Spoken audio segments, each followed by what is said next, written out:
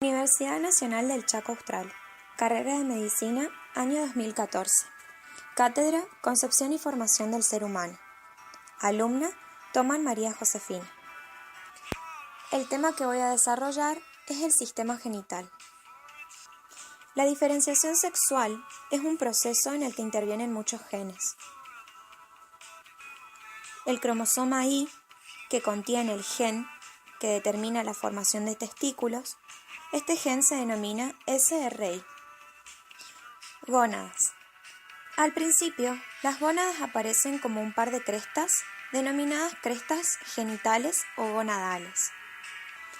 Las células germinales, primigenias, migran a través de la línea primitiva y hacia la tercera semana de desarrollo residen entre las células endodérmicas, en la pared del saco vitelino, cerca del alantoides.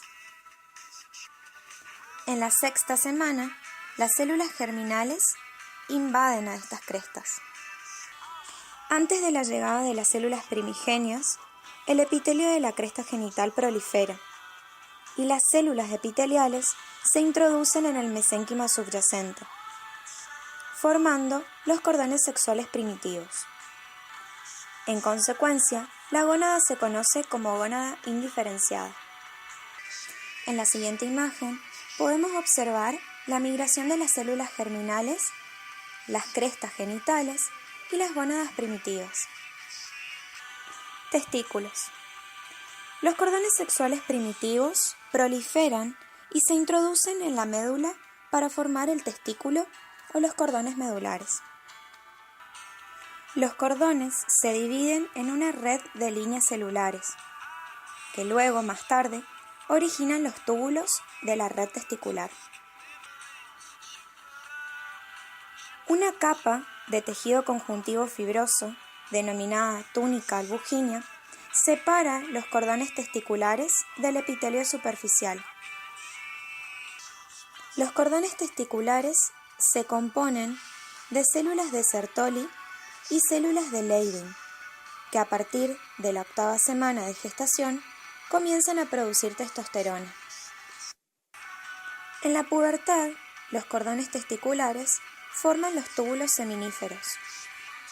Los túbulos seminíferos se unen a los túbulos de la red testicular, que a su vez se introducen en los conductillos deferentes.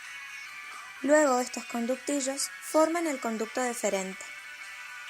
En la siguiente imagen podemos observar los cordones de la red testicular, que se encuentran separados estos cordones del epitelio superficial a través de la túnica albuginea. En la siguiente imagen podemos observar la red testicular, las células de Leydig, los túbulos seminíferos, los conductillos deferentes y los túbulos seminíferos. Ovario. Los cordones sexuales primitivos se disocian en grupos de células. Estos grupos, que contienen grupos de células germinales, ocupan la parte medular del ovario. Luego, las células germinales primitivas son sustituidas por un estroma, formando la médula ovárica. El epitelio superficial de la gónada femenina sigue proliferando. En la 7ª semana, origina una segunda generación de cordones, denominados cordones corticales. Durante el 3er mes, estos cordones se dividen en grupos aislados de células. Estas células, denominadas células foliculares, rodean al ovogonio formando el folículo primario. Conductos genitales. En la etapa indiferenciada, tanto el embrión masculino como el femenino tienen dos partes de conductos genitales: los conductos mesonéfricos o de Wolff y los conductos paramesonéfricos o de Müller. Conductos genitales en el sexo masculino. Los túbulos epigenitales establecen contacto con cordones de la red testicular, formando los conductillos deferentes. Los túbulos excretores, denominados túbulos paragenitales, no se unen a los cordones de la red testicular. Sus vestigios se le conocen como paradídimo.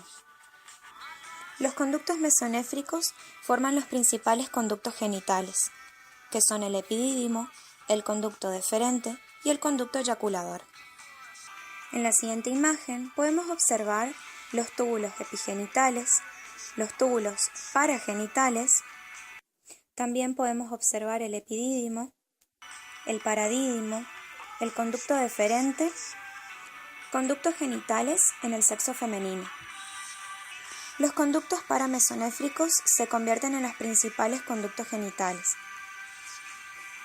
Este conducto presenta tres partes: una parte vertical, craneal, que se abre en la cavidad abdominal, una parte horizontal que atraviesa el conducto mesonéfrico y una parte vertical caudal que se fusiona con el homólogo del lado opuesto. Las primeras dos partes se convierten en la trompa uterina o trompa de Falopio, y las partes caudales se fusionan para formar la cavidad uterina. En la siguiente imagen podemos apreciar lo que se explicó anteriormente. En el desarrollo de la vagina se forman dos evaginaciones sólidas a partir de la parte pélvica del seno.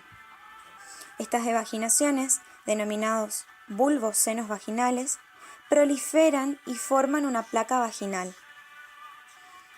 Hacia el quinto mes, las expansiones de la vagina que hay alrededor del útero forman los fondos del saco vaginal.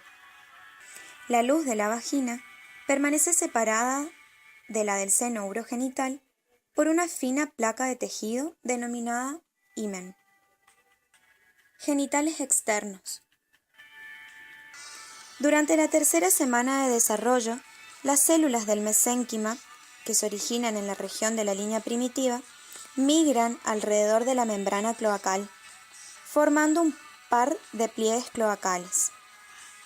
Estos pliegues se unen para formar el tubérculo genital. Caudalmente estos pliegues se dividen en pliegues uretrales en una posición anterior y pliegues anales en una posición posterior. A cada lado de los pliegues uretrales se observan las protuberancias genitales. Luego estas protuberancias forman las protuberancias escrotales en el sexo masculino y los labios mayores en el sexo femenino. Genitales externos en el sexo masculino. El rápido alargamiento del tubérculo genital forma el denominado falo. Durante este alargamiento, el falo tira de los pliegues uretrales hacia adelante, de modo que forman las paredes laterales del surco uretral. El revestimiento epitelial del surco origina la placa uretral. Al final del tercer mes, los dos pliegues uretrales se cierran sobre la placa uretral, formando la uretra peniana. Durante el cuarto mes, cuando las células ectodérmicas de la punta del glande se introducen hacia el interior, forman el cordón epitelial denominado meato uretral externo. Las protuberancias escrotales van a estar separadas por el tabique escrotal. En la siguiente imagen podemos apreciar el falo, el surco uretral, los pliegues uretrales, las protuberancias escrotales, los pliegues anales, el cordón epitelial que se forma en el interior del glande, genitales externos en el sexo femenino. El tubérculo genital se alarga y forma el clítoris. Los pliegues uretrales no se fusionan como en el sexo masculino, sino que se convierten en los labios menores.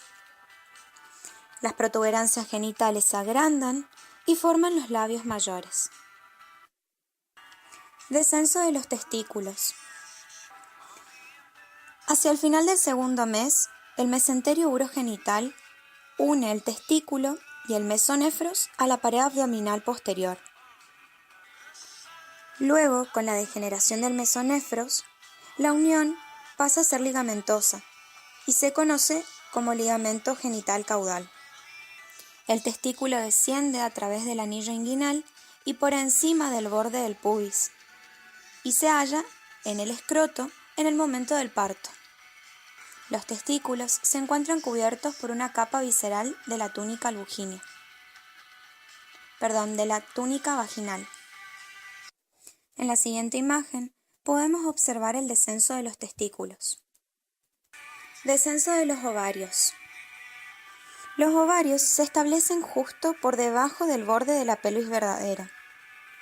Los ovarios se encuentran suspendidos por el ligamento suspensorio, el ligamento del ovario, propiamente dicho, y el ligamento redondo del útero.